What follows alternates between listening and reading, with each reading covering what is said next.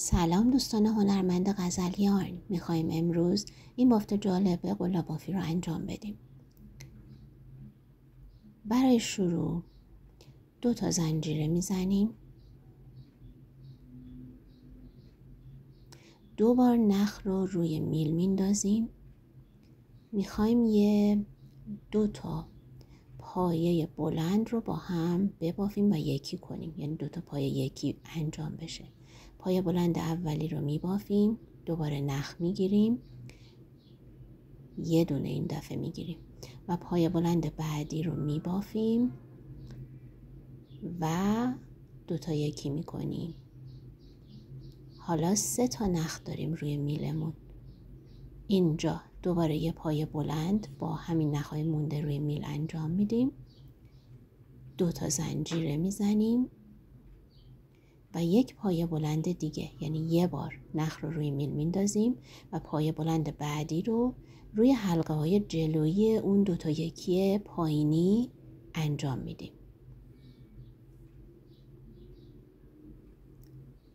پایه بلند. خب این پایه، یعنی این بافت انجام شد. حالا برای بعدی 2 زنجیره دوباره 2 بار نخ رو روی میل میندازیم، 2 پایه بلند یکی رو میخوایم ببافیم. اولین پایه بلند که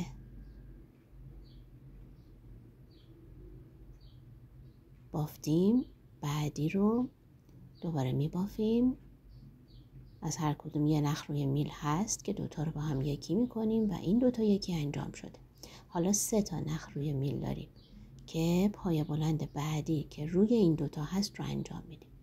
حالا 2 زنجیره و پایه بلند بعدی روی 2 حلقه جلویی این 2 یکی انجام میدیم. خیلی بافت آسونیه و خیلی کاربردهای متفاوت و متنوعی داره.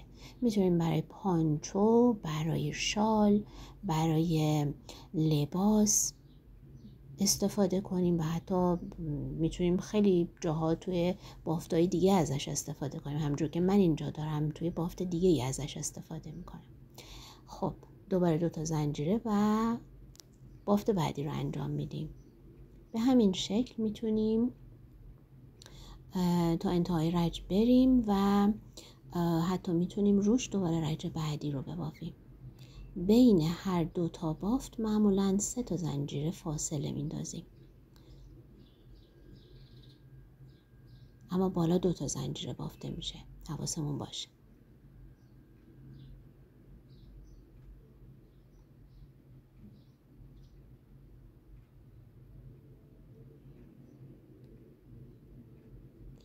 به همین آسونی بافتیه که به ظاهر سخت دیده میشه ولی میتونیم به راحتی انجامش بدیم. امیدوارم انجام بدین و لذت ببرید.